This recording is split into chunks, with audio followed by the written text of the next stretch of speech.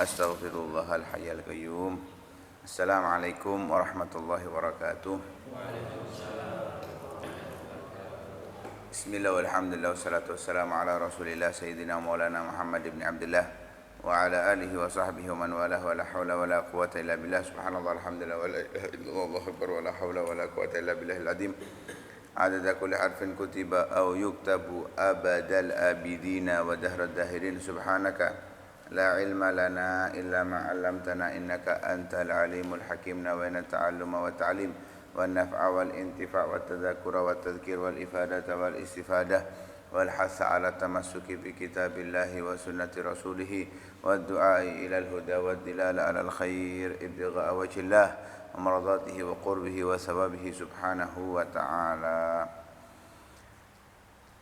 Yang ketiga, Nabi sallallahu alaihi wasallam mengatakan au mustami'an, jadilah pendengar ilmu.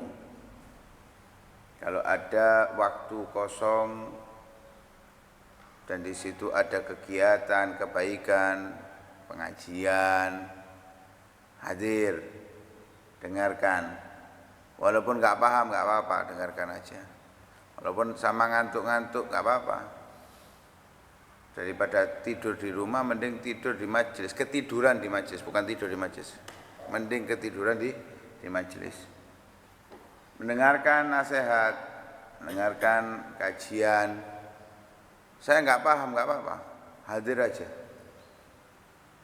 Keuntungannya sangat luar biasa di sisi Allah Subhanahu wa taala. Nggak mampu untuk menjadi orang alim, nggak punya banyak waktu untuk menghafal, mempelajari dari satu kitab ke kitab, karena sudah terlanjur dengan kegiatan-kegiatan seperti pekerjaan, sudah berkeluarga, punya tanggung jawab, nggak memungkinkan baginya untuk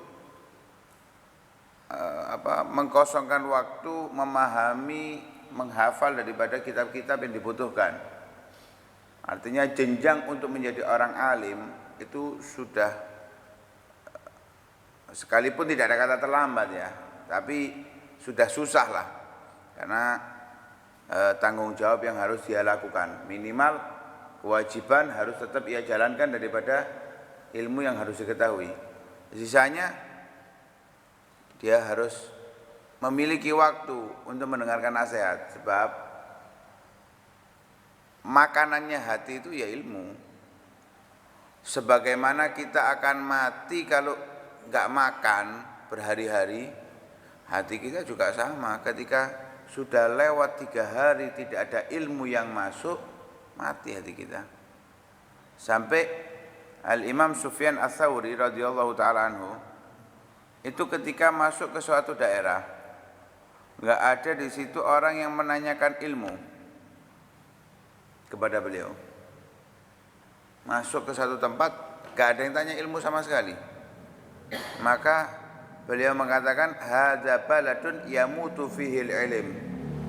Ini kota, ini daerah ilmu mati di dalamnya. Hati kita ini nutrisinya ya ilmu.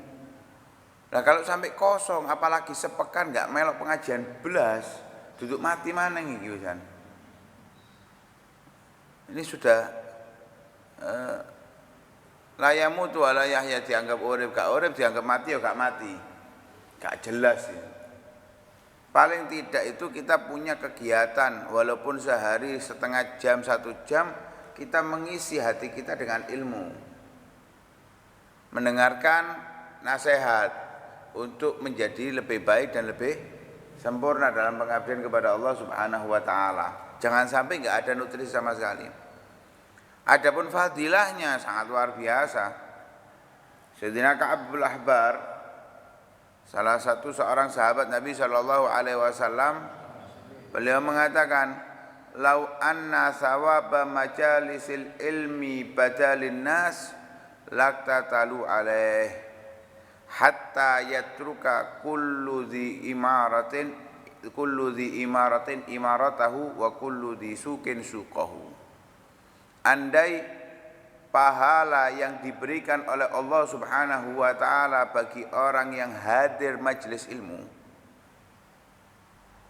niscaya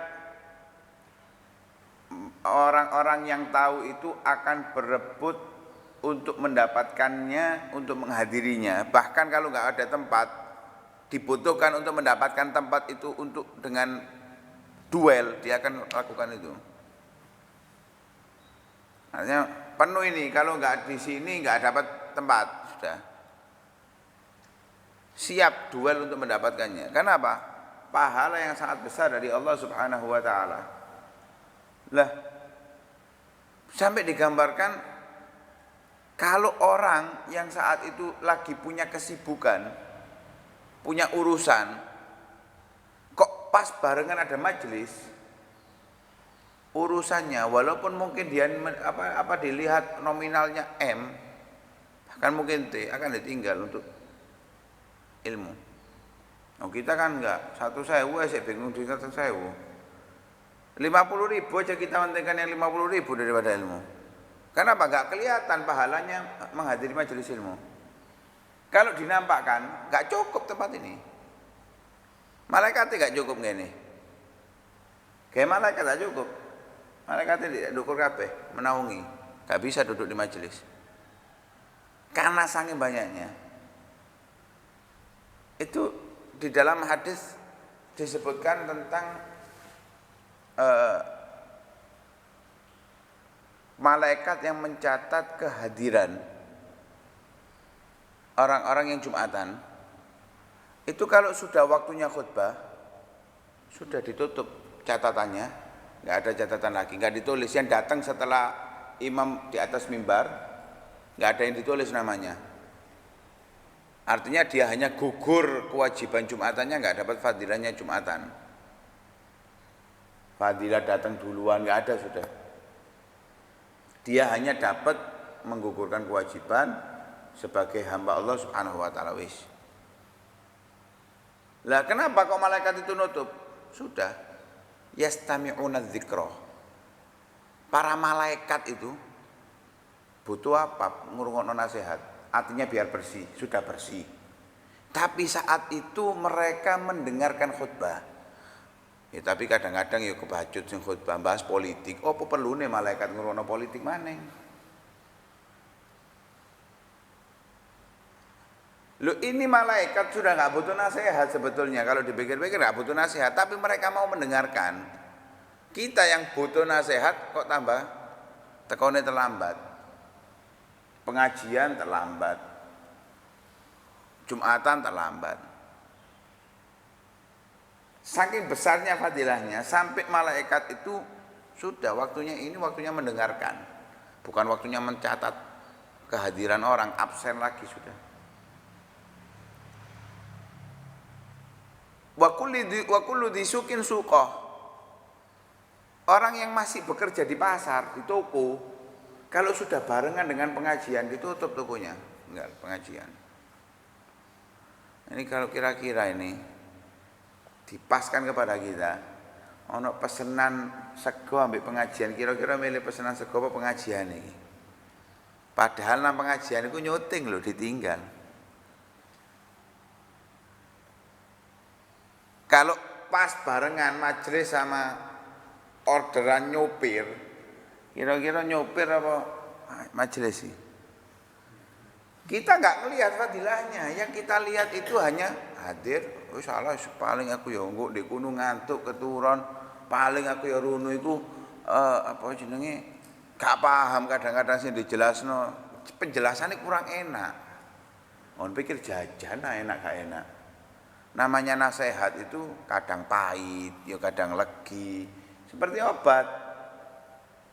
Obat makanan wis apa jenenge iku brengkesan iki lho pelasan apa kadang ono kates ya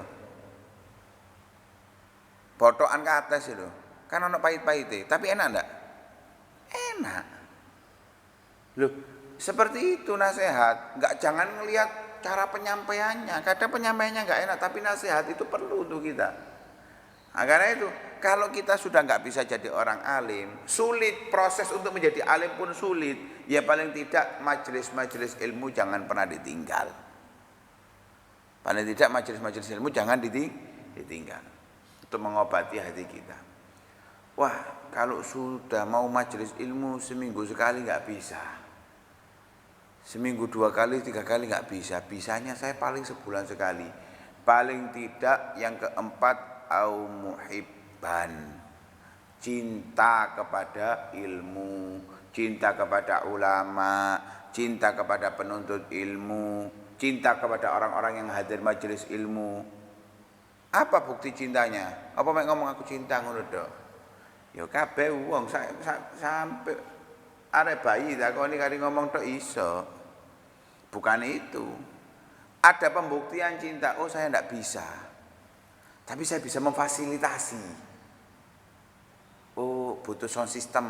Wis aku memang gak iso kate hadir karena memang kesibukan yang luar biasa. Untung kalian ini orang-orang yang bisa dikasih kesempatan oleh Allah bisa menghadiri. Saya nggak bisa apa-apa, saya bisa ngasih sound system, sound system.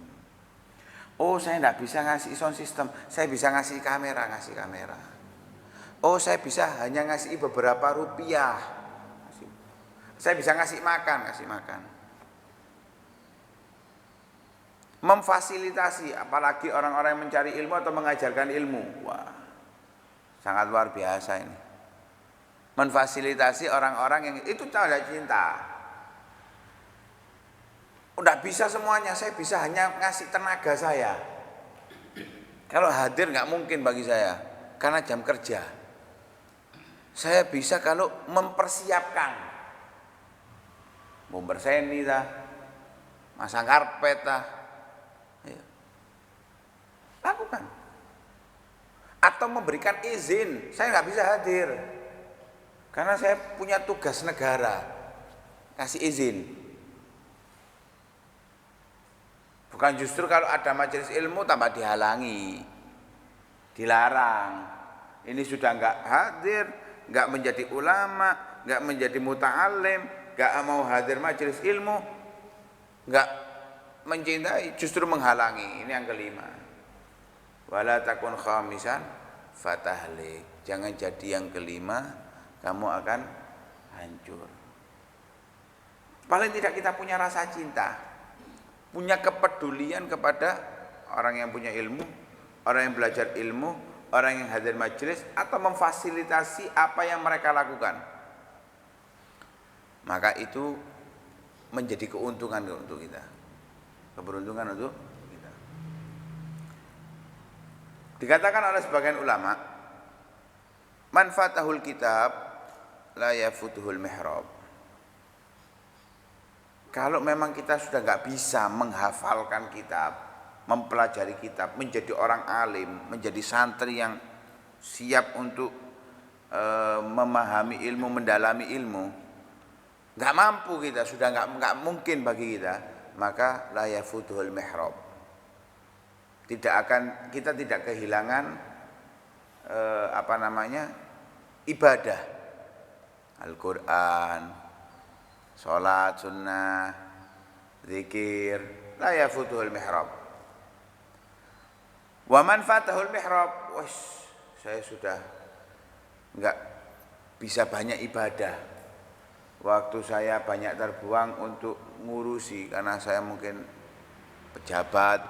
Nah, mungkin waktunya banyak digunakan untuk baca Al-Quran, bukan ibadahnya mereka itu. Ibadahnya pejabat itu ya menjalankan tugasnya dengan baik. Maka la yafutuhul adab. Paling tidak jangan pernah tinggalkan adab. Gak bisa hadir majelis ilmu, gak bisa menjadi orang yang punya ilmu, gak bisa menuntut ilmu dengan sekuat tenaganya. Paling tidak adab kepada orang yang punya ilmu. Hormati orang yang punya ilmu, hormati kepada orang-orang yang menuntut ilmu, yang hadir majelis ilmu. Itu menandakan seseorang menjadi orang yang sukses. Nah, ini yang diinginkan oleh Nabi Shallallahu Alaihi Wasallam kepada kita. Tujuan Allah menciptakan kita ibadah. Ibadah tanpa ilmu nggak mungkin, nggak masuk akal. Ya, nggak masuk akal. Ibadah mau nak mau harus didasari dengan ilmu. Tidak dikatakan seseorang itu abid, orang ahli ibadah, kecuali menjalankannya dengan ilmu. Wa kullu man bi ghairi ilmin ya'malu a'maluhu mardudatun la tuqbalu. Orang yang beramal tanpa didasari ilmu, maka amalnya ditolak, tidak diterima.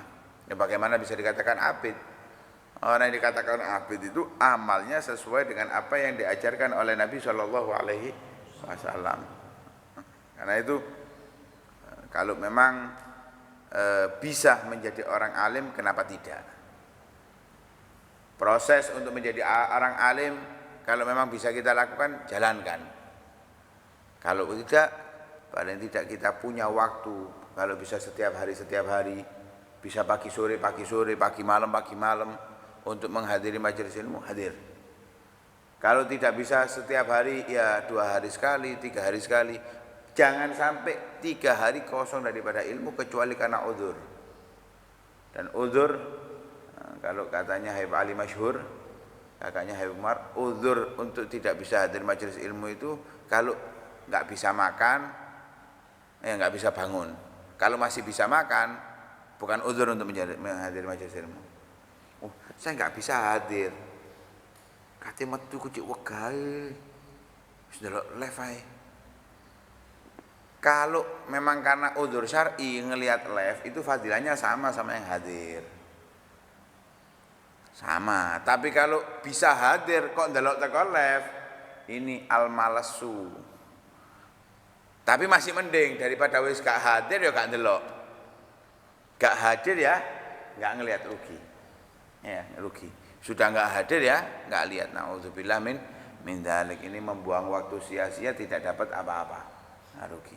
Nah, mudah-mudahan Allah Subhanahu wa taala jadikan kita min ahlil ilm atau min muhibbi ahlil ilm. Mudah-mudahan Allah Subhanahu wa taala menganugerahkan anak-anak yang pecinta ilmu, selalu menuntut ilmu, menjadi orang-orang yang pecandu ilmu dan mendapatkan ilmu yang manfaat dunia dan akhirat. Amin ya rabbal alamin. Sallallahu alaihi wasallam Muhammadin wa ala alihi wasallam. Alhamdulillahirabbil alamin. Hadratin Nabi Muhammad al-Fatihah.